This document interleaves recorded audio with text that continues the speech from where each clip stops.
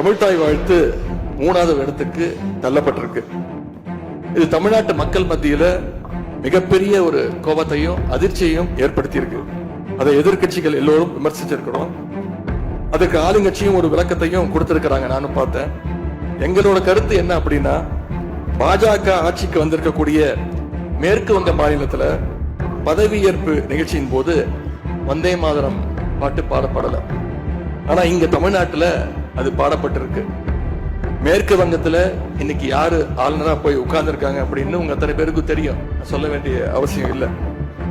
அவர் இங்க ஆளுநரா இருந்தப்போ தமிழ்நாடு சட்டமன்ற பேரவையில தமிழ்தாய் வாழ்த்துக்கு முன்னாடி தேசிய கீதம் பாடணும்னு பேரவையினுடைய மரபையே மாத்த சொன்னவர் தான் இன்னைக்கு மேற்கு வங்கத்துல ஆளுநரா இருக்கிறார். அதை நாங்க உறுதியா, எங்களுடைய தலைவர் அப்போதைய முதலமைச்சர் உறுதியா மறுத்தார்.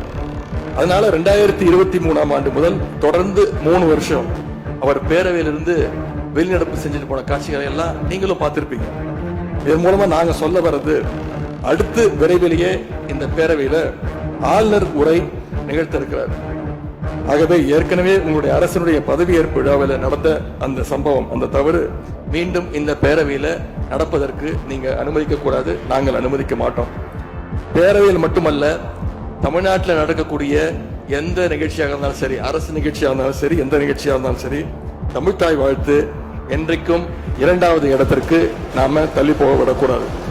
இந்த அரசு அதற்கு அனுமதிக்க கூடாது என்று நான் இங்கே கேட்டுக்கொள்கின்றேன். ரொம்ப விழிப்போடு இருந்து நம்முடைய உரிமையை, மரபை பாதுகாக்கணும்னு உங்களை எல்லாம் வலியுறுத்தி நான் கேட்டுக்கொள்கின்றேன்.